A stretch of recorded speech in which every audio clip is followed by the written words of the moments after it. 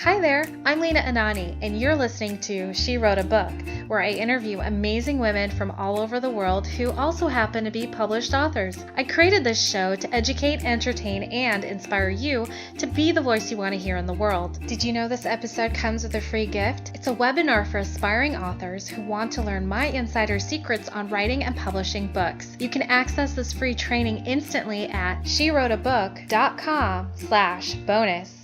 Now let's get started.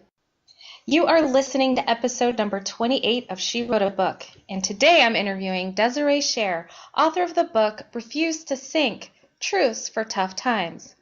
Refuse to Sink is a little book with a big message of hope and encouragement for anyone facing adversity. Whether you have experienced a job loss, divorce, an illness, or any other personal storm, this book shares the truths to keep you strong. Desiree Sher is a life coach, author, and the host of the Power Up with Desiree Show on Contact Talk Radio.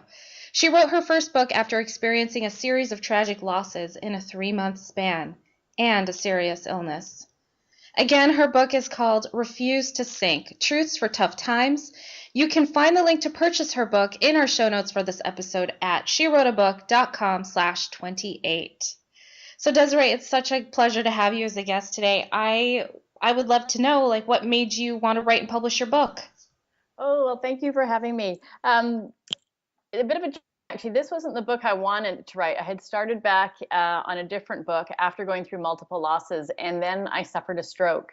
And after the stroke, I struggled to write, to sit at the computer, and so I had just kind of forgotten the book. And at the end of the year of 2014, I guess it was 2013, I started to look at my vision board and my goals and realize being an author, a published author, was something that was so important to me.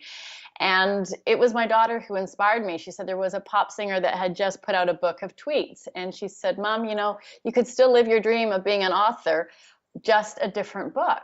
So I put my great Canadian novel aside and pulled together the book of inspirational quotes that I had tweeted and quotes that had helped me through really tough times and thoughts that I had had. So I decided that I was just going to go ahead and publish this just to take back my power from the stroke. I had really felt like I had been a victim and it affected my life in a lot of ways. And I decided I needed to be a creator and create my life and create my dreams. And the book was one of them. That's incredible. That's such an incredibly inspiring story. So how long ago was it when this happened? I went through a series of losses, a divorce, lost a really important relationship, lost all my finances, and then my mom died. That was in a 3-month span at the end of 2010. And it was in 2011, actually. I was standing at a bookstore. I needed a silver bullet. I needed something to help me through this tough time. And I had passed through this display of books.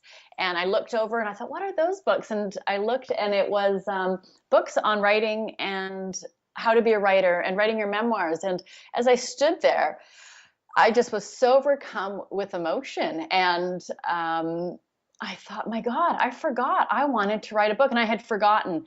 So I went home, bought the book, Writing and Selling Your Memoir by Paula Balzer. And I went home and thought, I'm going to be a writer. I need to write. I felt so called to write.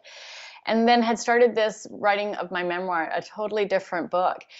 And then I guess that was 2011. And then in 2014, February 2014, I woke up in the emergency room being told that I'd had a stroke. And then the recovery, which is still ongoing, pushed me aside for a long time. I struggled to read. I struggled to sit at the computer. So I just forgot. I put that dream aside. And then through the help of my daughter, who was 10 at the time, was reminded that as women, we often put our passions aside and get busy with life. And I needed to not do that. I needed to connect with what nourished me and fueled me and felt really called just to write. So it was different. I'm still working on the other book, but this was just something to inspire her, to inspire me. And when the book was finished, it was hopefully to inspire someone else that was going through a challenging time. That's incredible. Incredible. So did you say your 10-year-old daughter is the one who reminded you about? Yes. That's incredible. She sounds like an intelligently Well, wise old soul. she was the one who helped me. I think at that time I wasn't that big on Twitter, but I had just thought if these little messages that I had could inspire somebody else. So she helped me print out the over 700 tweets, and then we just sat down and she said, "Mom, she put them all in a binder, and she said, you got to go through the ones that really mean a lot to you and that you think will help others." So then it was just a process, and then rewriting some of them and then pulling it together and trying to figure out how to actually take then what was in a binder and put it in a book. And that was the journey.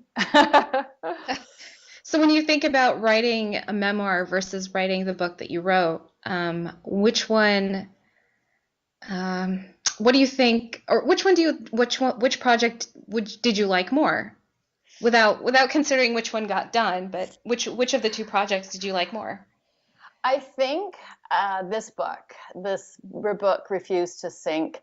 It's a book, it has little quotes, lots of white space around it, because I found when I was in chaos, I couldn't even read a magazine. I couldn't read anything, and but I could, a few words on a page. But I think it was inspiring her because she inspired me, and it was really about writing a book. Then it became a legacy for her and for my boys. They're much older, but she now actually has found her own voice and has just joined a writing mentorship program. It seems she has her own talents around writing. And I thought, if the only person I inspired was my daughter,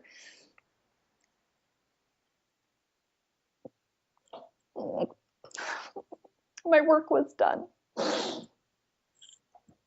That's incredible. Oh my God, Desiree, that's just a lot of people don't even think of it that way. And I think that's so humbling for all authors to consider that as long as it's just one person in your life that you write this book for, then it's true, your work really is done. Well, and she's so proud. Wherever we go, she always has my book. And I have a tendency, again, it's around that self-worth. It's just a little book.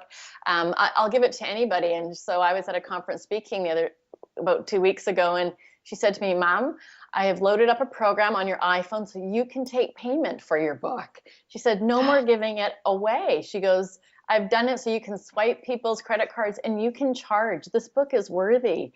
And I went, okay, I'll stop giving it away, because that was so important for her. And I thought I needed to change her sense of worth too. That doesn't matter what you produce out there if you believe in it. And I went to a conference and with that belief sold every book I had and took away orders for many, many more that I filled after I got home, because I hadn't taken enough. I didn't think anybody would want my little book. And the feedback I got has been huge. So it's, I think, again, as an author, it's really believing in that you are worthy, that you have a message. And she is my why. She is the one person that heard my message loud and clear and has gone through a lot of the trials and tribulations with me. She was there when I had the stroke and everything. And for her to learn that you can be a victim or a creator, and that's the part about writing, is that I get to create, I get to gain clarity when I write about my own self, and model for her. That's amazing. So tell me a little bit more about how you came up with this victim versus creator concept.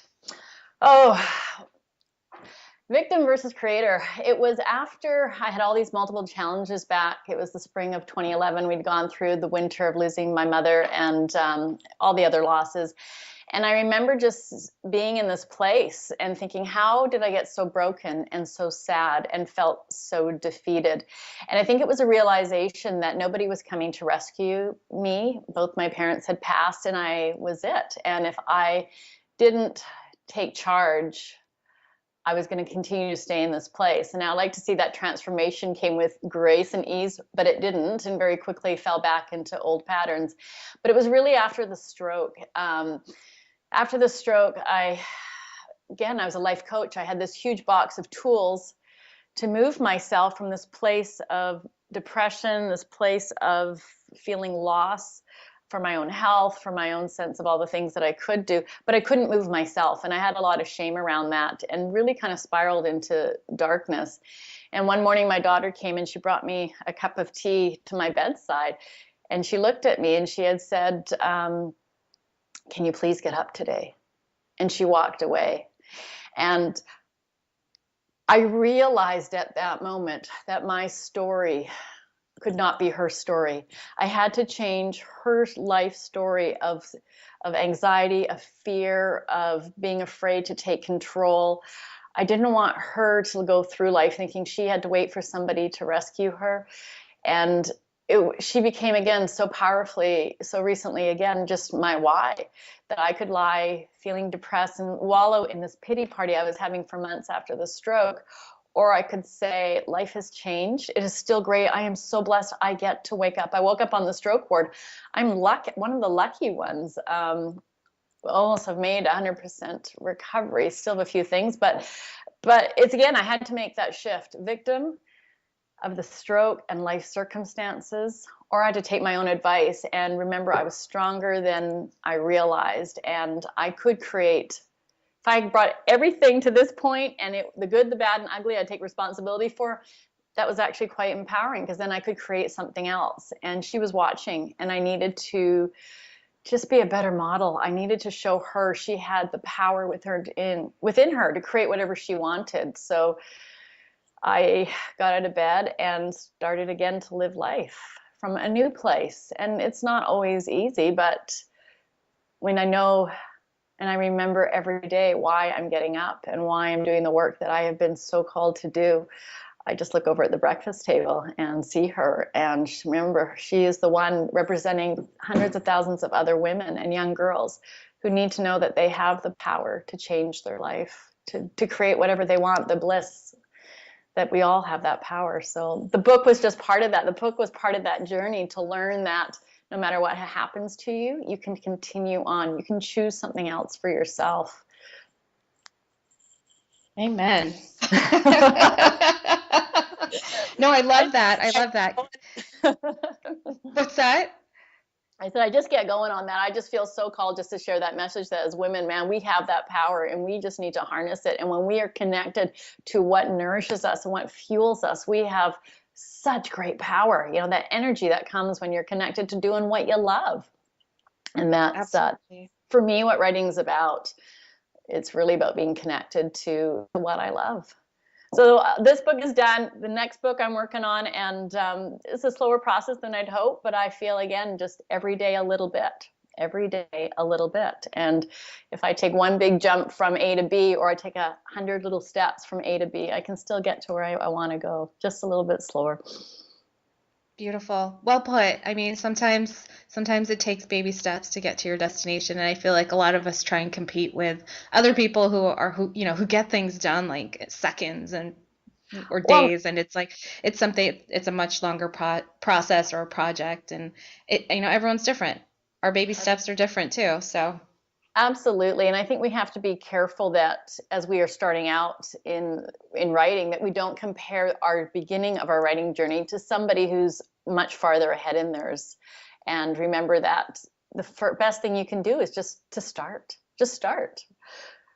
I don't know. I think it's, we have so many reasons as women too. We get so busy with family and work and taking care of everybody else that we very quickly drop the things that light us up for the sake of caring for others. And I think as women, we need to reconnect with that, because once we are filled up and we feel all juicy inside because we are connected to the things that light up our heart, we have so much more to give. And for me, that's writing. It still is writing and speaking. Awesome. Absolutely. So what do you love most about being an author? Oh, I love creating, and I love sitting down and creating, whether it's a blog post or even just pages in my journal. I'm very goal oriented, so I love the creating, and I love the clarity that writing brings to my own sense of self, that I have an idea and it might not always be clear, and I'll just start to write. And writing has really helped me gain clarity on my own transformation and on my own journey. And so the creating and the clarity. Absolutely. Yeah. Perfect. Well, Desiree, thank you so much for being our special guest today. We will have a link to your book in the show notes for this episode, and our listeners can find that at SheWroteABook.com/28 to learn more about our author and her very inspiring book. Thanks again, Desiree. It's been a pleasure speaking with you. Thank you so much. Thank you so much for having me. It's been fun. Thank you for listening to She Wrote a Book. If you enjoyed this episode, then subscribe now so you can automatically get access to all new episodes, and feel free to share your inspired thoughts with us in the comments too. I'd love to hear from you. Are you ready to write your own book? Get started now with my quick and concise webinars so you can learn my insider secrets on writing and publishing your own book. Claim your free gift now at SheWroteABook.com/bonus. Until then, may you always feel good and make magic. Feel good, make magic now. Lena, Anani will show you how. Ignite that wisdom inside of you and show the world what you do to publish, write, and promote